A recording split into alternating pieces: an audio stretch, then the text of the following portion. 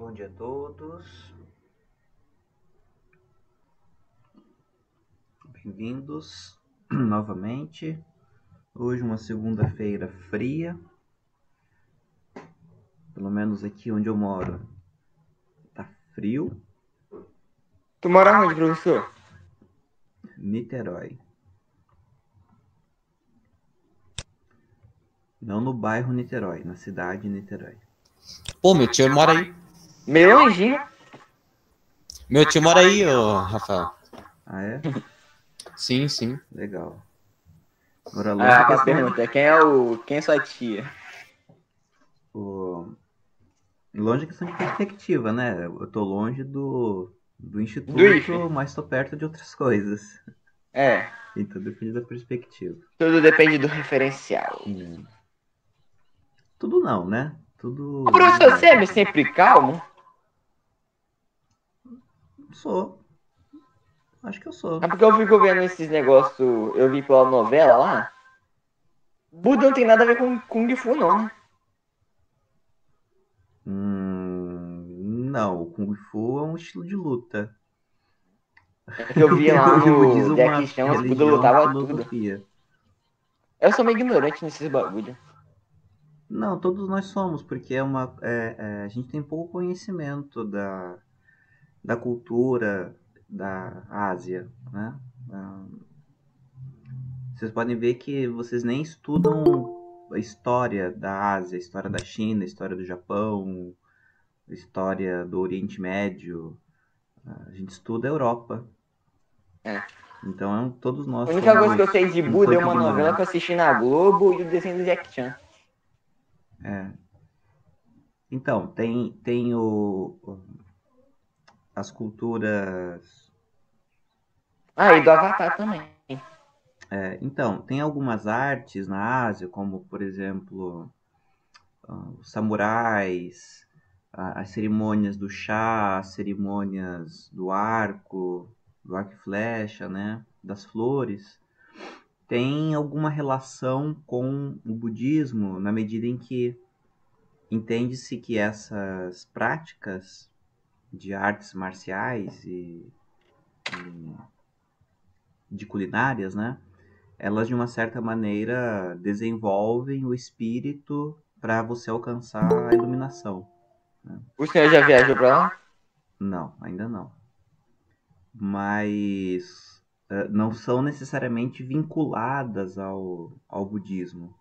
Tá? Ah, Eles pegam certas aquele. Eu coisas, não. mas o budismo não tem como fim o Kung Fu, essas coisas, né? Mas Entendi. essas artes, elas têm relação com alguns conceitos do budismo, Entendi. principalmente com a ideia de você alcançar a iluminação, né? A concentração, a atenção plena e Eu não sei se é um macacão ou se é um manto, mas aquele negócio amarelo e vermelho é como se fosse um uniforme? é um uniforme, Entendi. é a roupa sacerdotal, né? Como se fosse a roupa Entendi. do padre. O Das padre não freiras. tem uma roupa, então. Aí os sacerdotes, eles têm as suas roupas. No caso, o vermelho e amarelo é do budismo tibetano. No budismo japonês é o marrom, e aí depende Você é da do cultura. tibetano? Eu conheço mais o tibetano. O tibetano e o Tô zen, ligado. que é o japonês. Mas vamos lá, para a filosofia. O Cauã perguntou aqui. Eu li num mangá japonês chamado Vagabond, muito bom. Eles falam muito sobre o budismo, mas é uma história de um espadachim. Sim, é porque tem relação, né? Mas eu não sei se no budismo eles são, na sua maioria, budistas no Japão, né? Porque tem coisas muito parecidas. Tem o budismo, tem o taoísmo, tem o confucionismo, que eles partem de ideias comuns, né? É como se fosse falar assim do judaísmo e o cristianismo e o islamismo, né? Que tem em comum o Antigo Testamento. Então, nessas religiões da Ásia, também tem as suas semelhanças, né? Então, muitas dessas artes marciais, elas não não são necessariamente budistas, mas elas também podem vir do taoísmo, que é uma outra corrente religiosa, né? Mas enfim, de todo modo tem sim, tem influências, né, da cultura. Mesmo porque, ó, pra vocês terem ideia, o budismo ele existe desde 600 antes de Cristo. Então, são 2.600 anos de história. Não tem como não ter influência, né? Impossível não ter influência. Assim como aqui no Ocidente a gente tem o cristianismo. Por mais que você não vá na igreja, não seja um cristão praticante, inevitavelmente todos nós somos influenciados pelo cristianismo, né? Porque ele está inserido na sociedade do Ocidente, no Brasil, desde que os portugueses chegaram. Então, são aí 500 anos de influência cristã, a gente querendo ou não, né? Então, todos nós somos um pouco cristãos. Assim como lá na Ásia, todos eles são um pouco budistas, enquanto no Oriente Médio todos eles são um pouco muçulmanos, né? Eu digo assim um pouco porque tem as questões de conceitos, né? Então, por exemplo, aqui no, no Ocidente a gente cultiva, por exemplo, conceitos de solidariedade, de ajuda ao próximo, né? Que são todas ideias que vêm do cristianismo, né? Enfim, mas é isso. Vamos para a filosofia, então? Filosofia do Ocidente. Nós, semana passada, estávamos falando sobre a reflexão filosófica, e aí eu comecei a falar para vocês sobre algumas características próprias que tem a filosofia para pensar, que é diferente da ciência e diferente do senso comum, né? Diferente das artes. Então, você pensar filosoficamente não é simplesmente ter uma ideia aleatória, achar que ela faz sentido, criar uma frase de efeito com ela e sair falando. Isso não é filosofia. Também filosofia não é você ter opinião própria a respeito de um certo tema. Ter uma opinião apenas, né? A filosofia ela é algo mais profundo, no sentido de que ela exige um exercício de reflexão e um exercício de formulação de ideias. Então, falar difícil, falar complicado, falar coisas que pareçam sem sentido no começo não é fazer filosofia também. Mas a filosofia é o encadeamento de uma certa maneira de pensar. E aí eu comecei falando semana passada sobre a reflexão. A primeira tarefa do filósofo, ou de quem começa a fazer filosofia, é refletir, ter um pensamento reflexivo. E o que seria a reflexão? É mais do que pensar, né? Porque pensar a gente pensa o tempo todo. Até a gente fez um pequeno exercício, né, de ficar 2 minutos parados, prestando atenção no que acontece na nossa cabeça, né? E aí a gente percebe que em 2 minutos passam 1 milhão de pensamentos na nossa cabeça, e isso demonstra como a gente pensa o tempo todo. O que a gente não faz o tempo todo é prestar atenção no pensamento. E é isso que marca a reflexão. Refletir é você prestar atenção no que você pensa. É como se você colocasse na frente do espelho. O espelho, ele reflete a tua imagem. A mesma coisa é reflexão, é como se a gente colocasse a ideia na nossa frente e ficasse olhando para ela. Então, o primeiro momento da filosofia é esse, é de refletir, de parar e prestar atenção no que a gente pensa, que é uma coisa que a gente faz muito pouco, né? Então é se perguntar por que eu penso o que eu penso, da onde veio a ideia que eu estou tendo, aonde essa ideia vai me levar. Então, todos esses questionamentos a respeito do que a gente pensa é a reflexão, tá? E aí da reflexão surgem todos os outros processos do filosofar. Então,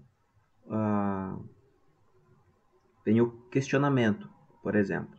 A gente começa a refletir, nós começamos a nos questionar, a nos perguntar a respeito dos nossos pensamentos.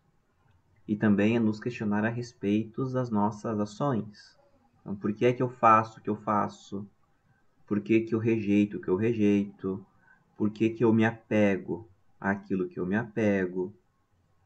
Então, o questionamento também é um processo muito importante da filosofia. Na verdade, o questionamento é a principal ferramenta do filósofo, porque sem perguntas, sem nós perguntarmos a respeito das coisas, a gente não conhece as coisas. A gente não cria caminhos, a gente não abre portas para o conhecimento.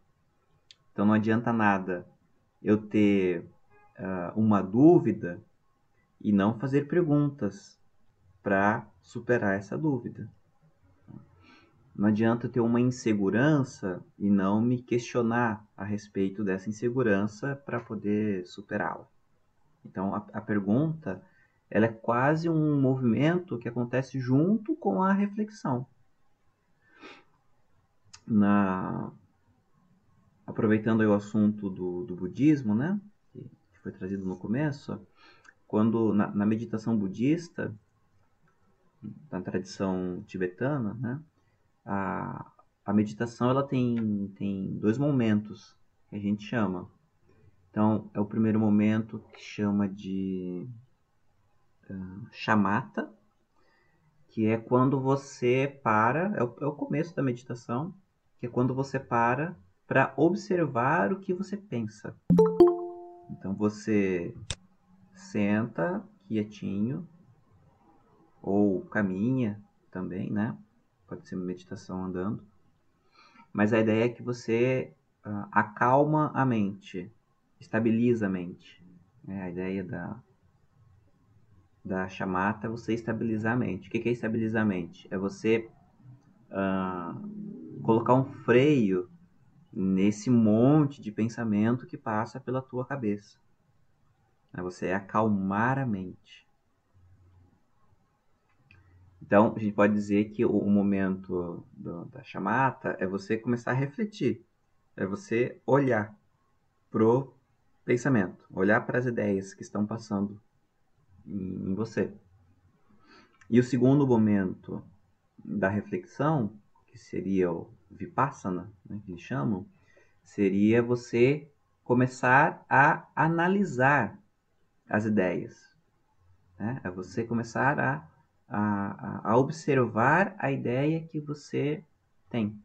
E aí passa pelo questionamento também. Né? Essa análise ela passa pela crítica, que eu vou falar daqui a pouquinho, mas também passa sobre o questionamento, que é você se questionar a respeito das coisas.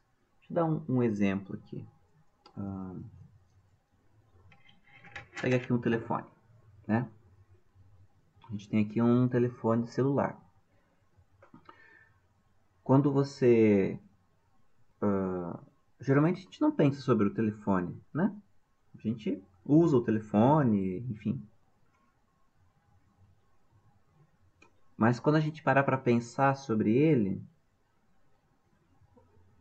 o que é que vocês veem nesse telefone? O que é que vocês observam neste telefone?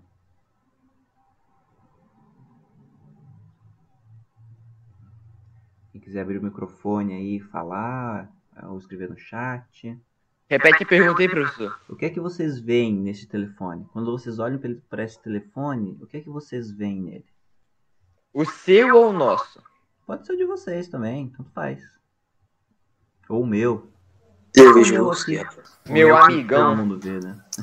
Então, eu vejo Meu celular. Só que meu celular eu faço tudo com Eu ele. nem olho na cara do meu celular, mano. Eu passo umas 12 horas com meu celular, então ele é meu irmão. Teu Eu irmão. nem olho na cara do meu celular, ele fica virado aqui, eu só fico no PC. Então, num primeiro momento, que a gente poderia chamar assim, no momento grosseiro, né?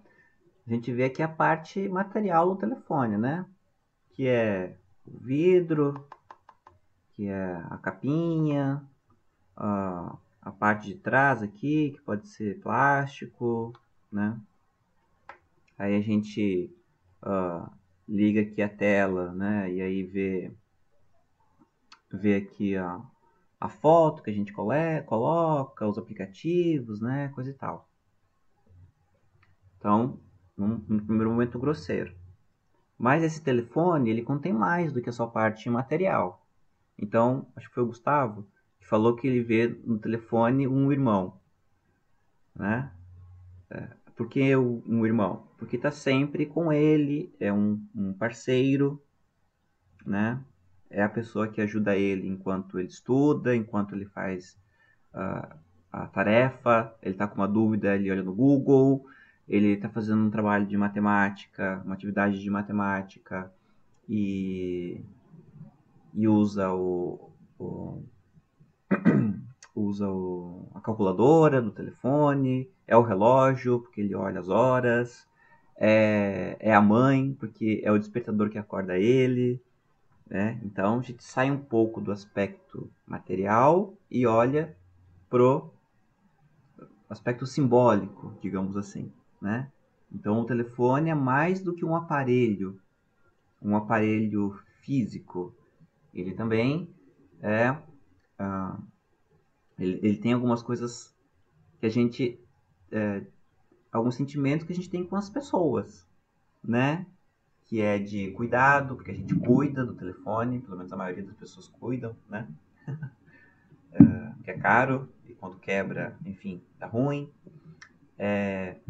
Algumas pessoas têm sentimento de ansiedade com o telefone, porque ficam esperando sempre uma mensagem, ou então as pessoas criam ansiedade porque chega mensagem toda hora, e é mensagem do trabalho, é mensagem da família, é mensagem dos amigos, e parece que todas as mensagens elas ficam cobrando respostas, né? E aí a gente fica ansioso.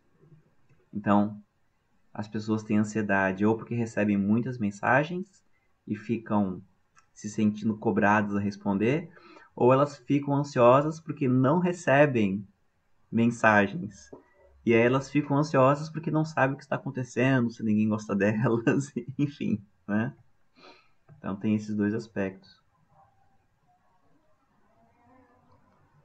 Mas para além disso, eu vejo no meu telefone, por exemplo, natureza. Porque os componentes do telefone, vidro, plástico, os circuitos internos, eles são frutos de mineração, né? Do alumínio, do ferro, do petróleo, da areia. Então, esse telefone também carrega a natureza dentro dele, porque ele foi produzido a partir de elementos da natureza. Mas eu também vejo aqui o trabalho humano. A pessoa que projetou o telefone, a pessoa que projetou as máquinas que vão dar formato aos componentes do telefone. Tem aqui a pessoa,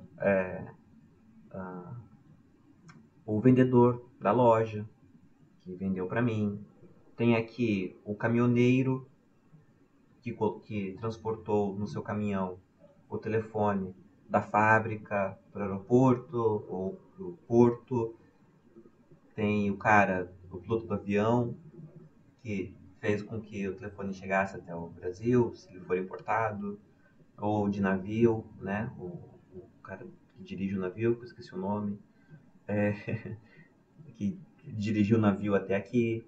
Aí dentro do navio tinha todos os outros funcionários responsáveis pela manutenção do navio.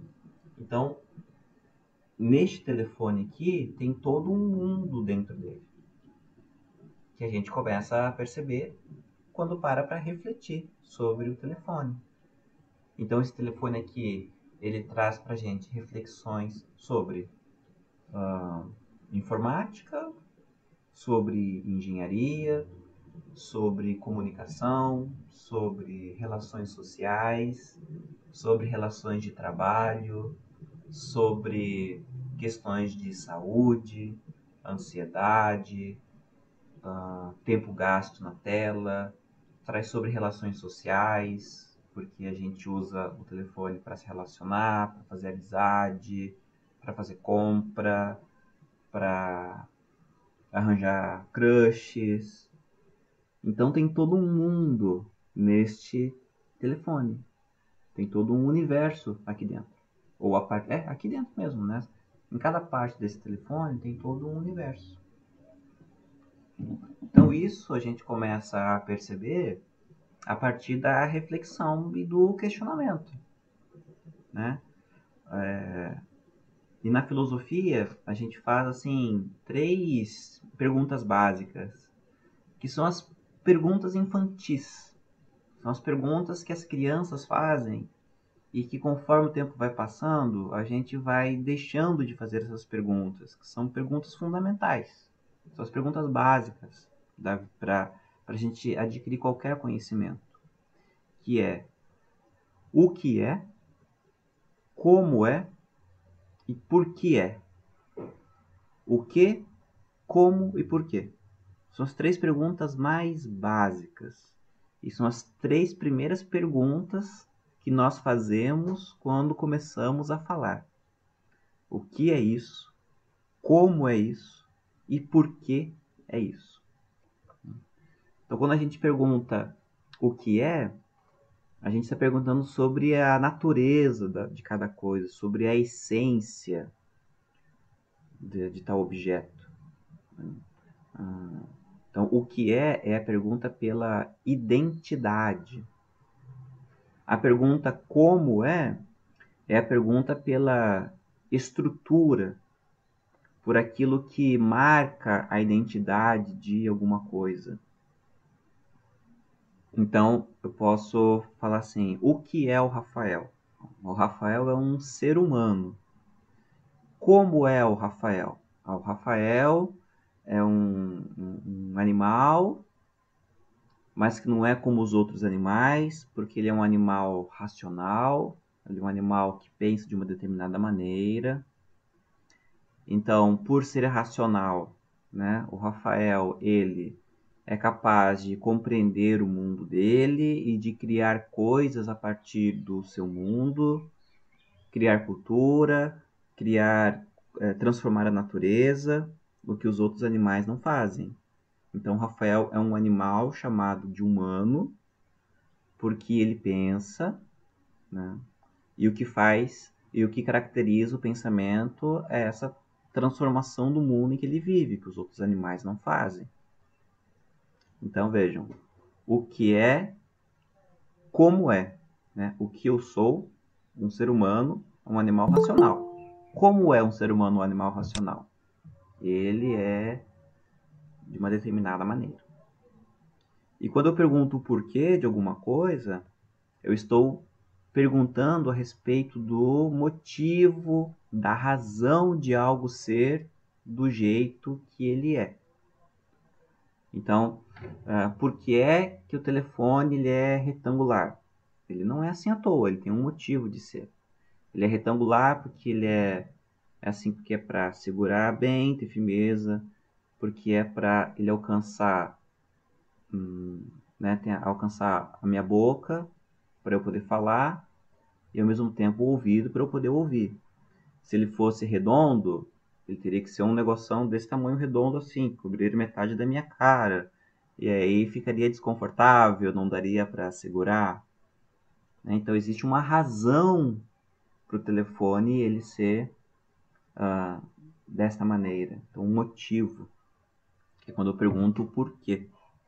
Né? Então o que, como e porquê. As 3 perguntas mais básicas da infância são as 3 perguntas principais da filosofia. Todo conhecimento passa por essas 3 perguntas, ou eu até diria que todo conhecimento ele começa com essas 3 perguntas. Então a gente tem a reflexão, que traz as perguntas, e as perguntas elas trazem a crítica, que é uma outra característica de você pensar filosoficamente. Criticar não é simplesmente, ou não é, né, apenas falar mal de alguma coisa. Tanto que a gente tem um certo incômodo com a palavra crítica, né? Porque quando a gente ouve a palavra crítica, automaticamente vem a ideia pra gente de que a gente vai ouvir algum comentário negativo a respeito de alguma coisa. Mas crítica não é só fazer comentário positivo, né, negativo. Porque quando você faz um elogio ou aponta as coisas positivas de alguém, de alguma coisa, você está fazendo uma crítica também, né? Então, aí você fala, sim, porque tem a crítica negativa e tem a crítica positiva. A crítica negativa é quando você fala mal, e a crítica positiva é quando você fala bem. Não necessariamente, né? Porque às vezes você está falando mal de alguma coisa, apontando erros, apontando problemas, e isso é muito positivo, porque se você não aponta os problemas, os problemas não são corrigidos. E às vezes você faz uma crítica positiva, só tecendo elogios, e aí você não aponta os problemas e os problemas continuam existindo. Então a crítica positiva se torna uma crítica negativa, né? Então a crítica positiva e a crítica negativa não tem relação com falar bem ou falar mal, tá? Da mesma forma tem tal da ideia da crítica construtiva, né? Muitas vezes você aponta os problemas de alguma coisa a fim de ajudar aquela coisa a melhorar, só que quem recebe a crítica não a vê como uma crítica construtiva. E aí, enfim, né? As pessoas ficam chateadas. Da mesma maneira, você pode fazer uma crítica com maldade a fim de destruir alguma coisa ou destruir uma pessoa. Infelizmente existem pessoas que querem destruir outras. Só que você fala mal e a pessoa toma aquilo como algo construtivo. Então, a crítica construtiva depende mais de quem recebe a crítica do que quem faz a crítica, né?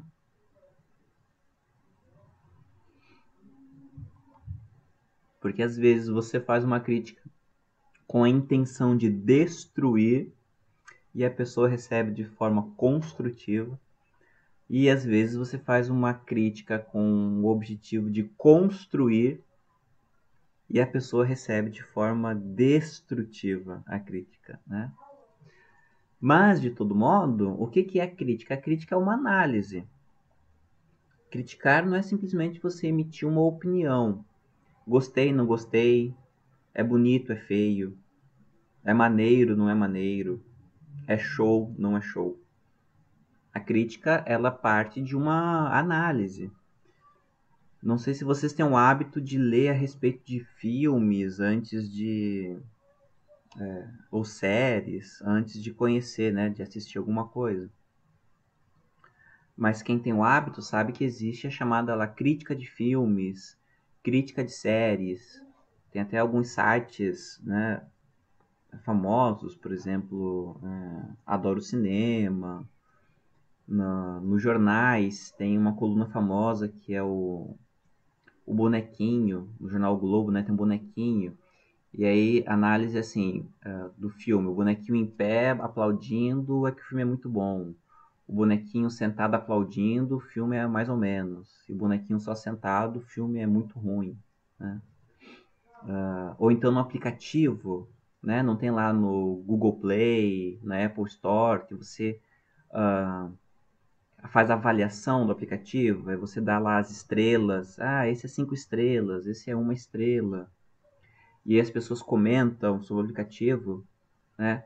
Então é sempre uma análise. Vocês podem ver lá, a pessoa deu 1 estrela e diz: ah, esse aplicativo ele trava toda hora, ele não é bom porque ele trava, porque ele fica roubando meus dados, porque ele não faz o que ele disse que ia fazer, etc e tal. Então isso é uma análise. Então toda crítica ela é fundamentada numa análise. Você dizer o porquê aquilo é bom, é ruim, é bonito ou feio, é chato ou é legal. O porquê sim e o porquê não não é uma crítica. Então, a crítica é sempre uma análise. E a análise, ela é também uma consequência da reflexão.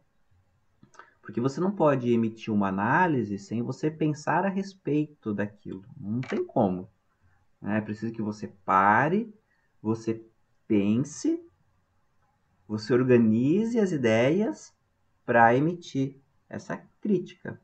É igual quando a gente vai comer, né? Alguém pede, assim, a gente tem o hábito de comer sem pensar, né? Come, come, come, se tá bom, se tá ruim, a gente não para pensar muito, né? A gente confia no sabor que tá, enfim, na nossa boca. Mas quando alguém pergunta assim, tá bom? É como se ligasse uma luz na nossa cabeça e aí a gente começa a prestar atenção nos sabores. Aí você começa a prestar atenção no sal, na pimenta, nos outros temperos. Você começa a prestar atenção na temperatura da comida, né? Você começa a prestar atenção no sabor, se ele fica ou não, depois de algum tempo, né? Então, a pergunta está bom faz com que você pense sobre os sabores que a comida lhe oferece, lhe proporciona, né? E aí vem a crítica. Você diz: ah, eu acho que falta um pouco de sal. Eu acho que tem muito orégano. Eu acho que não combinou tais temperos. Certo? Então a crítica ela vem depois de uma análise, de um parar para pensar sobre os aspectos do objeto do qual nós estamos refletindo, sobre o qual estamos refletindo. Então, filosofar é refletir, que é prestar atenção, questionar, que é levantar perguntas a respeito daquilo que nós estamos observando, criticar, que é emitir uma análise a respeito do que nós estamos observando e pensando. Refletir, questionar, criticar.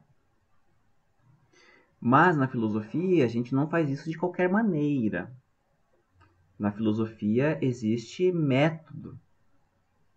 Então, ao longo da história da filosofia, os filósofos, os grandes filósofos, eles foram elaborando diversos métodos de pensamento. Então, na filosofia a gente tem lá a chamada dialética, que é você confrontar uma ideia positiva, o oposto dela, e aí esse conflito, né, esse duelo de ideias gera uma ideia nova. Então é a chamada dialética. Tem o Platão que usa, tem o Hegel que usa, tem o Marx que usa a dialética. Tem a chamada fenomenologia, que é observar os fenômenos. E aí tem o Sartre, do existencialismo, que usa, tem o Merleau-Ponty, que usa a fenomenologia, né? Tem o Edmund Husserl, que usa a fenomenologia. Tem a filosofia analítica, tem a filosofia da linguagem, tem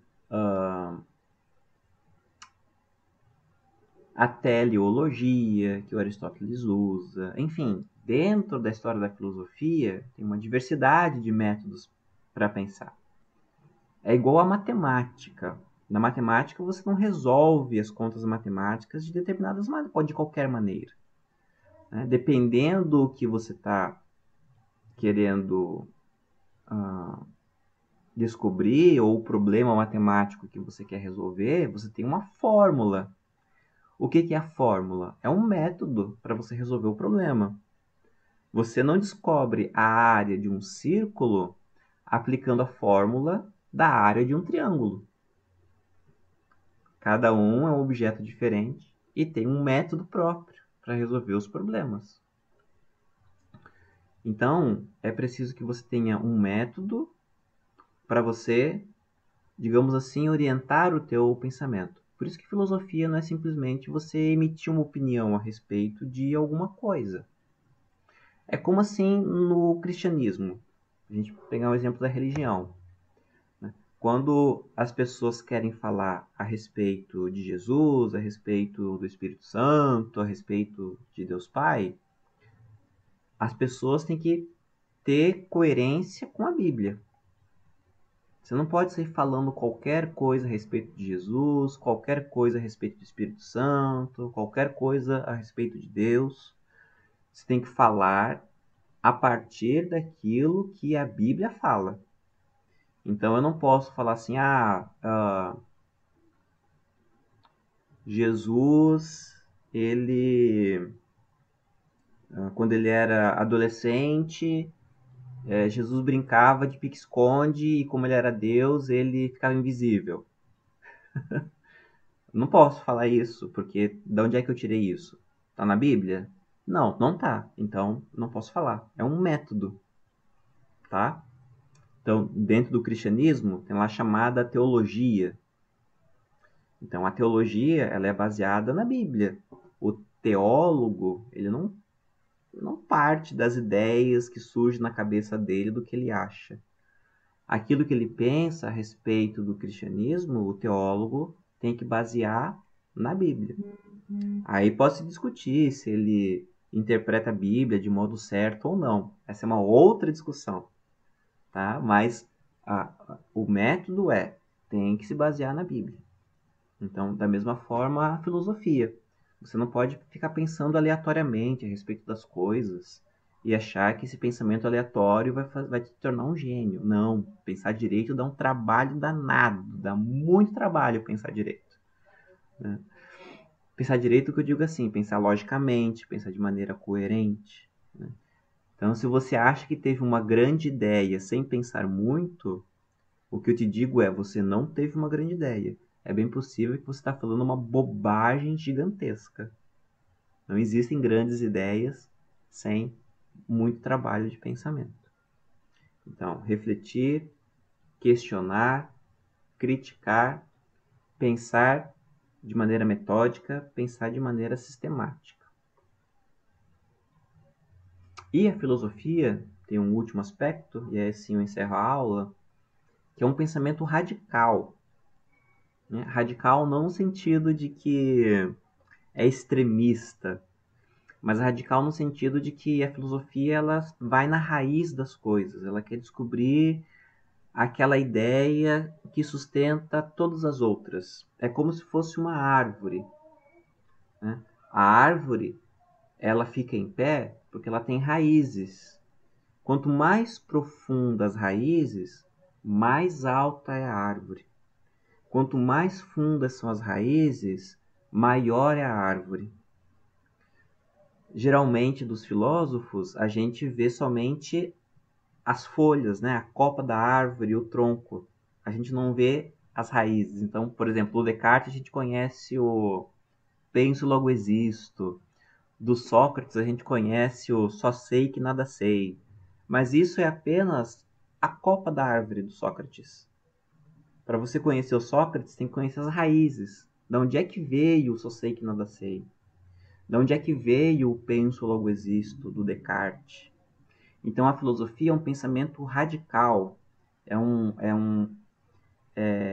uma busca de você sustentar da maneira mais firme possível da maneira mais lógica, da maneira mais coerente possível, uma ideia.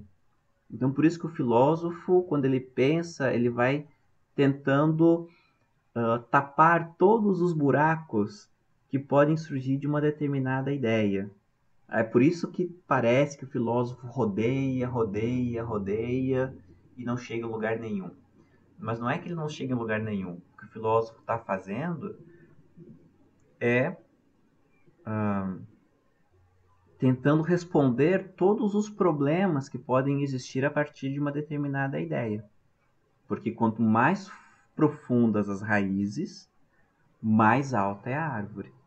Então, quando você pensa pouco a respeito de alguma coisa, você não consegue sustentar muito tempo a sua ideia. Quanto mais você pensa a respeito de alguma coisa, mais força você vai ter para sustentar a ideia que você teve. Então, o pensamento filosófico, ele se utiliza desses recursos para ser construído. Por isso que filosofia não é mera opinião, por isso que filosofia não é uma frase de efeito, por isso que filosofia não é ficar falando difícil ou fazer discursos longos. Mas fazer filosofia é você buscar prestar atenção no seu pensamento à medida em que você questiona ele, e aí você faz uma análise do seu pensamento, se é adequado ou não. Você descobre uma maneira de estabelecer esse pensamento, né? E você procura levar esse pensamento ao seu limite, ao limite dele, a fim de você conseguir ver se ele se sustenta ou não, né? Então, a filosofia, a reflexão filosófica, ela caminha nesse sentido, né? Então, se você coloca em prática todas essas características, então você está no caminho da filosofia. E se você quer fazer filosofia, você precisa trilhar pelo menos essas características, que são as mais básicas. Tem outras, né? Mas aí conforme a gente vai virando filósofo, a gente vai descobrindo. Ok? Então eu encerro essa parte da reflexão filosófica. Eu vou abrir o fórum para vocês participarem. E o Luiz Felipe levantou a mão. Pode falar aí, Luiz Felipe. Ou foi sem querer, não sei. Luiz Felipe saiu da reunião. Ok? Aí semana que vem a gente se encontra. Vocês podem colocar o ok aqui no chat, né? Para a presença. E aí, semana que vem a gente se encontra nesse mesmo link, na esperança que o dia esteja um pouquinho mais quente. Tá bom?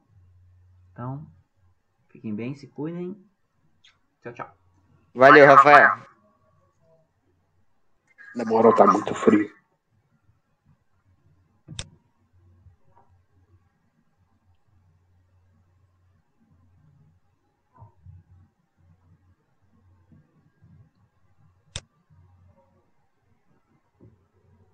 Uhum.